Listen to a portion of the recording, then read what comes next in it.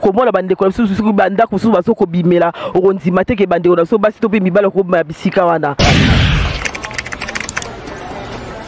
so mbule beti ba salite utaka na likolo kuna tango ezo ya awa ezo bebisa pa na ndenge mo amape ezo boma kutu na ko boma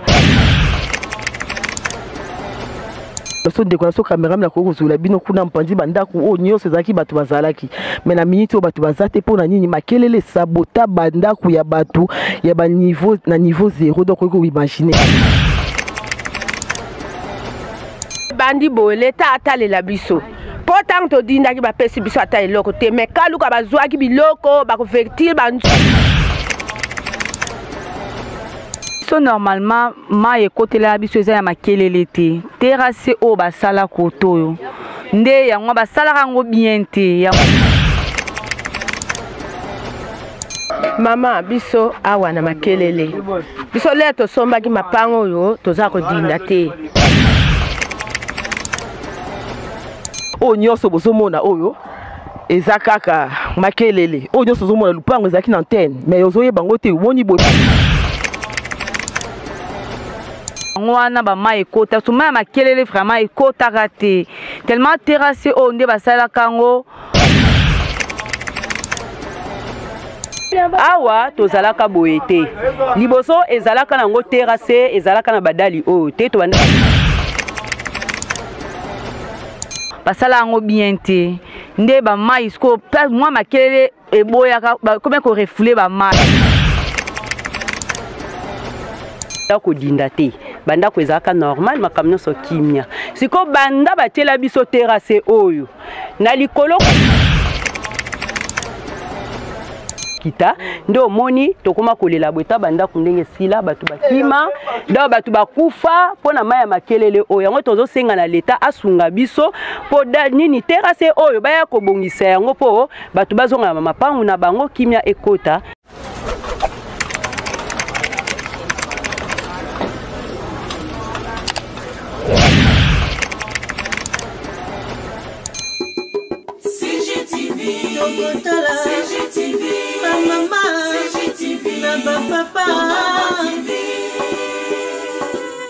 Michel Mayabou.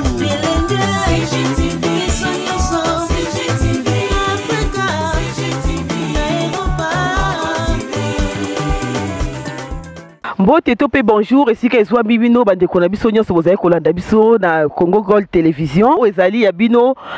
ndeko ya bino mwasi na kobo ya Nana Prado donc nazali bongo tout d'abord na spécialement merci na chef na biso Michel Mayabou les boss ceux qui bozo mona nga yo totelemi liboso na bino devant poste télévision na bino bozo mona biso ezaka ka support na kolobela makambo ezo sala toza na commune Bandal no komde bozo mona boye tozo baka pona makambo etali makelele bozo mona bino moko toza awa to wana commune Bandal avantage to pe désavantage ezaka makelele sala ka biso awa na musika te bozo mona bongo na simananga désavantage ezaka na temps ya mbula donc batu bazala awate dans le moment où yo bo na simananga ndako eza ko ezaki ki ya deux niveau ekomeli donc ko imaginer te banda ko nyose ezaki ke batu bazala ki population ezala ki na minute tozolo boye bazali susu te pona nini pona désavantage ya makelele donc na minute oyo eza pasi kozonga avantage ya makelele awa eza nini au moins na taya na moment ya ilanga ndiko zonga na moment baku zonga zo ko bongisa bandako mais na tangu ya mbula bakozala te donc eza pasi mingi yango no moni biso tozwi micro to tambusa micro soki micro balader to tambusa batu mingi ba bisa bino bisika bavandi bomona na donc opesa na pasi na mawa komona bande ko susu bandako susu baso ko bimela okondima te ke bande ona so basi to pe mibala ko bisika wana toujours bozo mona kaka ndeko na biso cameraman azo mema biso toujours na relaxa bino kaka ndenge makele les osala ka ndenge makelele sala désavantage ya makelele tala siko na minute oyo banda kuna so ndeko na so cameraman na ko zula bino kuna mpandi banda ku o nyonso ezaki batu bazalaki mais na minute oyo batu bazate pona nini makelele sabota banda ku ya batu ya ba niveau na niveau 0 donc ko imaginer te donc tokotambola na bino non tosisi te tozali toujours ensemble bomona lisusu na micro balader bakotambusa bandeko balobela bino ndenge nini bango bavivre koto wana boye tozo continuer kaka toujours na émission na biso wana na baki na bino tozota kaka toujours na découverte kaka ko découvrir toujours kaka ndenge modèle makele zo sasa biso yango moni ke tozali wana to beto tambusa micro na biso toujours na ba melomano bazali boso na biso po ba yebisa biso modèle lolenge makele sala ka biso wana boye tozali boso mama comme ça expliquer biso lo lenge mo de makelele sala ka kotoyo mama mbote mbote kombo nani mama nana mama nana so normalement ma ekotela biso eza ya makelele te terrasse o basala kotoyo nde yango basala kango bien te yango wana ba ma ekota so ma makelele vraiment ekota raté tellement terrasse o nde basala kango bien te nde ba ma isko moi makelele eboya comment ko refouler ba mai lokola don mai makelele keka pression makasi nde mai ya terrasse ondo ekotela kisu do toza na terrasse mo a eza côté na biso ezo nyokola biso makasi so mbule beti donc mai makelele biso kuna se koto mai makelele vraiment te donc banda kutie keye kinda pona terrasse o basela biso basala ngo bien te nde yango banda ku kinda pona mai yana wada boye siko tozo ozo bakaka ba désavantage ya mai siko yo koto soki oyo loto bakay avantage ni ezake soki ezake na ba moment ya ba ilanga bo ni sa moment ba ilanga bozo vivre ndenge nini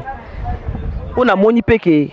basel bino pont soit disant de ba mettre ozela ka mbula poto ozela mbula nde nene ko beta to baso ezadeni yo lobini siko pona avantage. Oui, les vieux célèbres pont au CP lié à célèbres pont dans ces bien comment au CP makas si tu binzamba pambolaï mais ne langa boé tout ça na biso bien to éviter so bamboule bandi nde et ça l'année to éviter mais ne langa boé on trouve vraiment tout ça bien. Merci pour la parole maman na koloba boé awa to zalaka boé te liboso ezalaka nango terrasse ezalaka na badali o te to banda ko dinda te banda ko ezalaka normal makamno so kimia siko banda batela biso terrasse oyo na likolo kuna a partir ya zola badindaka te baye nango na mbwela badindaka te po modèle ndenge basalela ndenge awa baye ko sala ya kokita ndo moni tokoma kolela bweta banda kundenge sila batu bakima ndo batu bakufa pona maya makelele oyo yango tozo senga na leta asunga biso po nini terrasse oyo baya ko bongisa yango po batu bazonga mapangu na bango kimia ekota na nini na mais na ina lo bakwi na moni susu aseli bino pont na pont eza mabeto eza malamu pona ko aider bino pona mambo ya mai bon pona pont wana toyebi te po liboso batela biso pont liboso bachaka na veni mbwela edindaka bayaki suko tia na veni kasanga edindaki bon oyo toyebi te position ndenge basaleli yango soki bon wana eza likambo nzambe na mai ndenge ekolekela ya makelele tozotalela kaka wana siko tozoloba pona ba désavantage o eza sko avantage eza avantage eza ke pona avantage donc eza ndenge ni bo vivre parce que ndenge après mbula po to na moment elanga siko na moment elanga bo vivre ndenge nini wana otoloba o ezaki o vivre na mbula siko na elanga bo vivre ndenge nini na elanga bo tozana na biso bien mais so ekomika na mbula tokimaka tovandaka te na elanga tozana biso kimia esili te pona kolakisa bino bandeko esika bazinda pe na makelele tosili tozo toujours kana ko continuer mission na biso na yebite soki be cameraman ndeko na ko edenga po toko bananu totala bandeko na biso bisika o camera na biso ndenge bazindela na mai yoka boy tozo kene malembe o nyoso bozomona oyo eza kaka makelele o nyoso zomona lupango ezaki na antenne mais ozoye bango te woni boy po mutalingi bazoluka bata kosomba basomba se mutana na mbonga matisi na ndenge na eza kaka lupango ezaki makelele pe ka ndesala yango boy donc okoki ko imaginer te modèle makelele sala kana niveau ya koto okoki ko imaginer te to pusani suso pusala mukeli boso totala boso bandako wana pe modèle baninga biso bazo ko vivre modèle ndenge bazo vivre donc bokoki ko imaginer te oza na pasi na motema mama mbote mama kombo nga mama imerda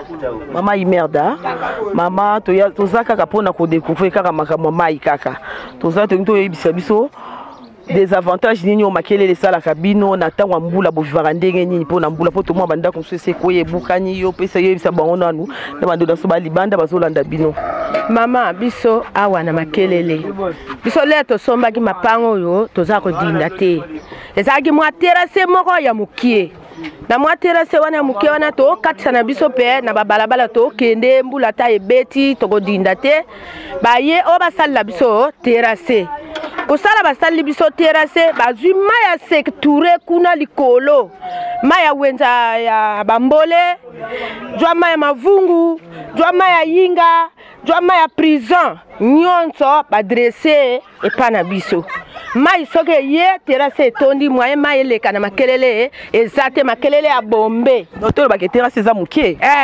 mai si mai bani ko sala retour soke zongi boye bani ko kotela biso na mapang ala bino moye bo vanda ezate biloko ezodinda ba musa ekene likola mai bantaba banzunga ya ma famille ya minene ezokende ezodinda ezokende ba congélateur ezokende biso bato vandi kaboye to kuka mikabo to zotala ndenge mai esala événement ti siko omoni elange komi to bani kuzonga mwa muke ko futi la bisika to kene ko vana na église ba benga ni biso o église ezaya msala nzambe mwa bo vanda wa ezate to yoko zonga na biso to bongisa kama lembe awa na ilanga to vandi to yebite na mbula sok to kozala ndenge nini leta ye moga yoko tala biso terrasse oyo terrasse zana sima kasi matiti nyonso evutaka likolo bakozwa fulu bazobwaka ezokita koyale ekosala dega koto na se omona donc siko toloba na mbula boye lokwa mbula ezungi ebandi kobanda boye oningo loba nini kasi mpona bato bazolanda o likolo ebandi boye leta atalela biso po ntango todindaki bapesi biso ata eloko te me kaluka bazwaki biloko bakovertire banzungu babidon basavon me biso tozwaka ata eloko moko te to babengi biso na commune topesi bakombo tozwi ata eloko te musu te o nini eloko biloko nyonso ekenda tozonga kaka ne de sima obandi libala sika osomba eloko moko donc soki na comprendre bien eza ke problème makelele susu eza makelele na terrasse terrasse eyaka terrasse réseau débordé terrasse eza tout d'abord eza mukie nde esalaka ke ezosaka ekita na makelele te ere ekoma na basalite ezoya ebloke na esika olie ekita na makelele basalite ebloke moyen edefoule mai erefoule mai eza te donc yango wana donc olobi nini kasi mama liloba na ya suka ezani bana nga ya suka malamba tala na mbwela wana na coin bango bazwa mai na bango balexila bango na tsanga biso peto tikala na mai na biso po biso tozala bien po mai wana nde yango munte ebebisaka biso koto c'est to comprendre eza ba mai nyonso ezouta boya ote ba prison eza direction bo ya ote so kita wana toza toujours na découverte biso toza bongo liboso mama mibalo bozo mona ngai awa toza toujours ka tuna ba mituna to tuna bango mbote mama mbote mama na ngai mama kombo nani ngai mama Kamona Monique naza mama ya mama présidente ya base ya papa Levi biso za na Lubudi 3 ndenge penza to telemi awa donc eza base penza ya papa Levi eza awa oyo eza lopango esikanga na zalaka lopango nanga base ezali awa ya Lubudi 3 donc to saba mama penza ya Levi pai malamu mingi mama batu baso kolanda na bando so biso baza bisika libanda mboka bazotala yo mama soki to yaka zaka pona makambo yestali mai to moni bino bongo to moni bongo na makelele ndenge sala batu ba sala ba désavantage nini ezaki sala bino na era mbula bo vivaka ndenge nini koto yo papa merci pour souci nanga vraiment na moni cette fois-ci nzamba linga réaliser yango bane passé bambulu ya makasi betaki wana en tout cas tozalaki perdu mai makelele ndenge etondaka wana erefulaka mai kote na biso donc mai wana nso ekotaki na bamapango tina bakati ya ndako de mbula mibalo elekaki ebetaki ya makasi wana donc bamai ekotelaki biso tina mapango voire même kutu batu nyonso babimaka bamapango etikalaki polele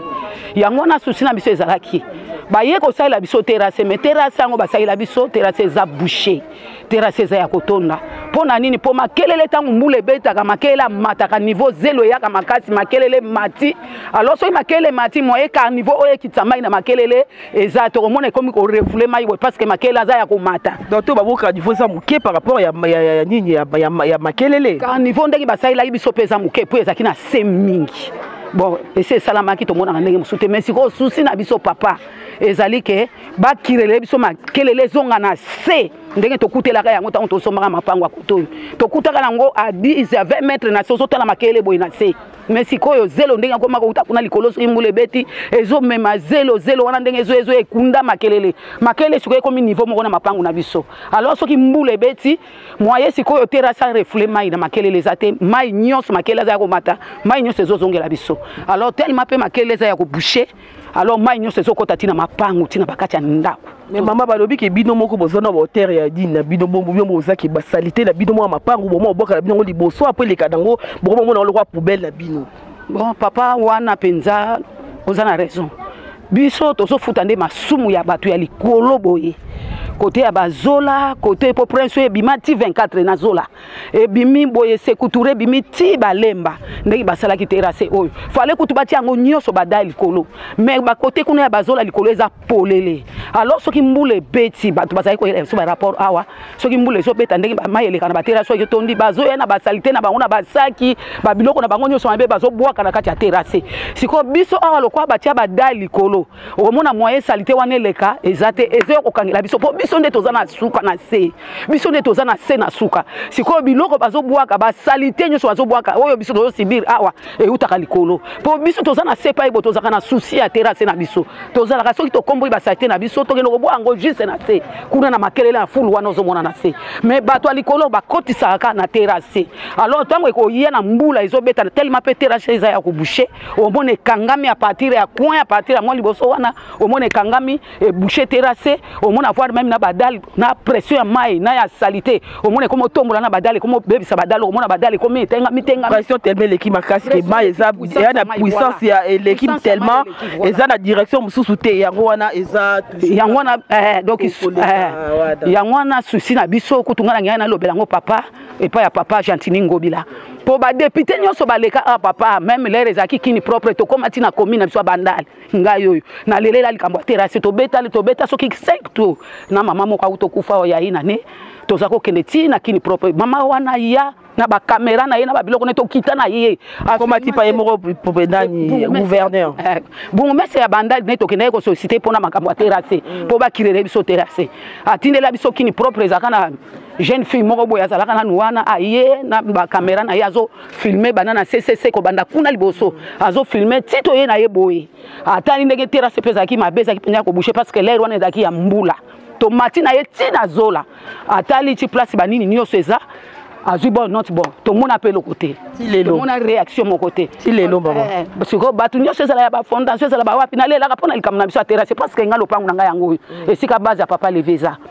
alors na lela ka pona likamwa terrasse me baba na biso likambo neza ya biso ba député te eza ya gouverneur yango nga na sepeli mbalo lokola to koti makambo ya biso ya papa Levina papa Gentini donc na sepeli lokola papa akoti makambo seke na moni ke solution na biso eso ami po bazakolo ba na biso makambo eza ba gouverneur etali biso ba député te makambo biso ko sala ngote yango ba sala ngote mais cette fois singa lingi papa Gentini à côté la biso likambo asunga biso penza yoka la biso ma poso ki mbule bandi ngai base ya lever zalaka awa donc batu bakozanga na moyen ya ko ya réunion ndeki to saka ba réunion na biso e kozana moyen te po ba ya awa parce que terrasse ça ya ko tonda et sika maile ka alors mai wana te ma kali kolo batu baboya ka ko nyata mai wana po ba mona ki ba mai ya salité ba lingaka te alors na batu moyen ba ya même réunion na lopango e kozala te parce que base ça awa souci na ngapena papa mwana na ngai mobali mutasoki pa na makambo yo ya terrasse o ya veni eza na mwana na ngai mobali to kotaki mikande papa Levi mais ça fait 3 mois yango tozokende tozu réponse te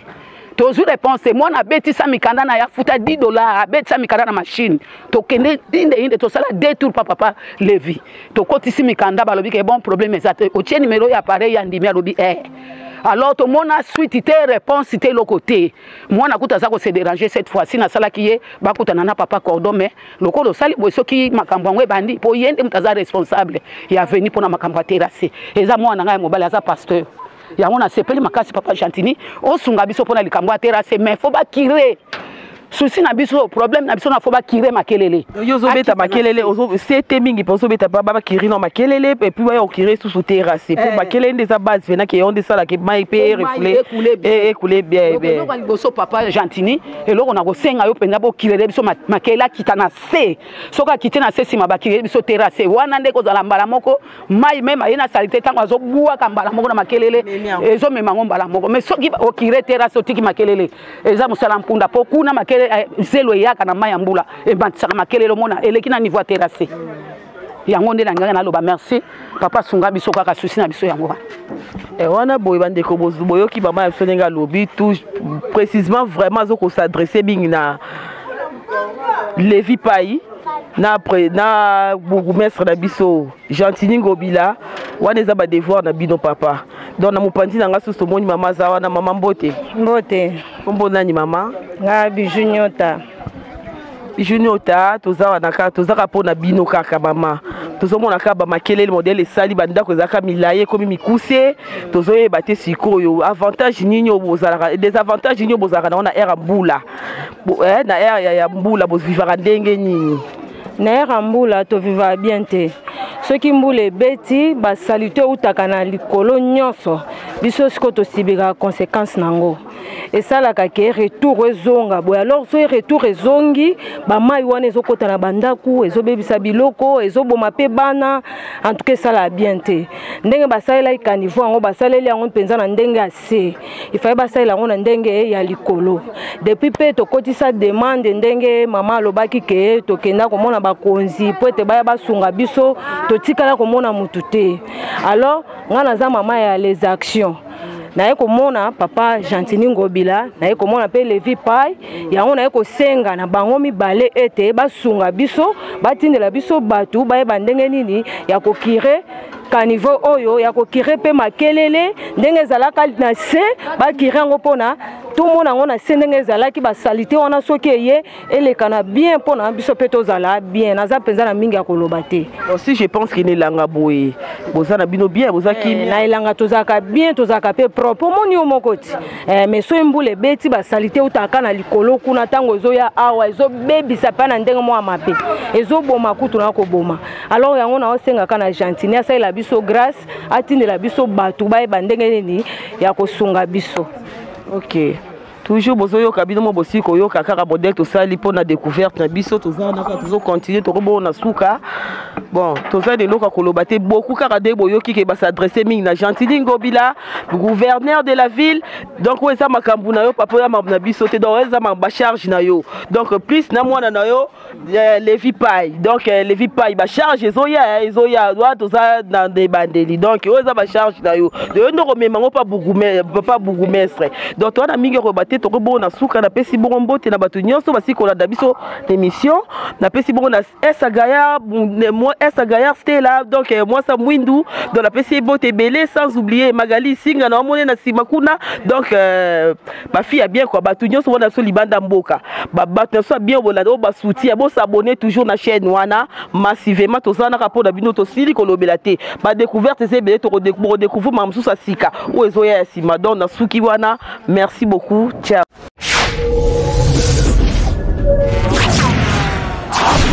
CGTV à la vitesse de la vie. Congo Gold TV à la vitesse de la vie.